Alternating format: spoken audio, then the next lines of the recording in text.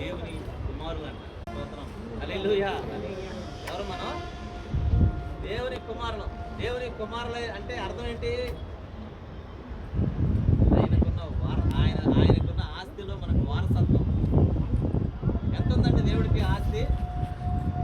ఎంత ఉంది దేవుడికి ఆస్తి? చెప్పాలా?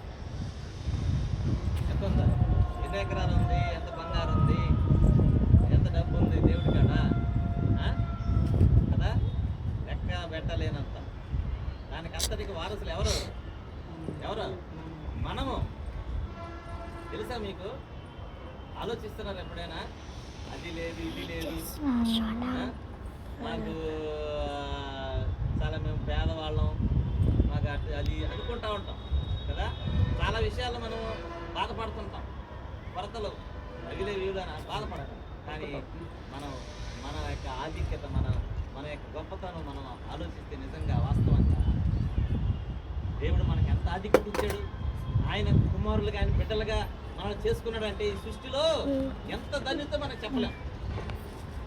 కాబట్టి ఆయన బట్టి ఆయన స్థుతించే వాళ్ళంగా మనం ఉండాలి. తల్లిదండ్రులకు మంచి కుమార్తెలుగా దేవుడు ఇచ్చాడు. మన తల్లి గర్భంలో ఆ బిడ్డను దేవుడు సృజించి ఆశ్చర్యకరం. ఈరోజు తల్లిదండ్రులు మీరేనా? 13 సంవత్సరాలు ఆ బిడ్డని కాపాడి ఆరోగ్యం ఇచ్చి మన మధ్య సజీవులుగా ఉంచి దేవుడు ఆ బిడ్డని ఎంతో ఆరోగ్యంగా పెంచుతాడు. ఇదంతా దేవుని కృప.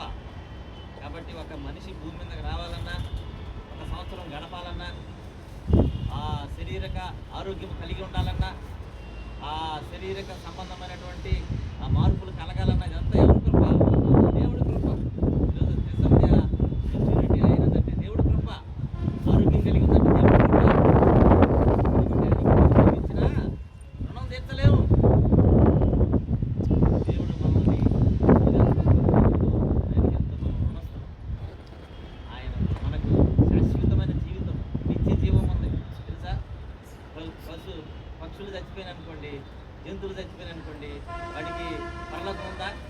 నిత్య జీవం ఉందా? ఏమీ లేదు.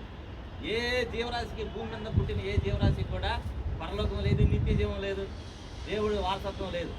కానీ సృష్టి అంతట్లో అద్భుతంగా, ఆశ్చర్యకరంగా దేవుడు తన పోలిక చొప్పున, తన స్వరూపమందు, ఆయన ఊపిరితో దేవుడు మనల్ని సృష్టించి మనకు ఆయన వారసత్వాన్ని ఇస్తున్నాడు. తప్పకుండా కొట్టి నేను అనుకుంటాను. ఇంత గొప్ప ధన్యత ఎక్కడా లేదు, ఎవరికి లేదు, మనకు అనుగ్రహిస్తున్నాడు. అటు అనుగ్రహాన్ని చాలా మంది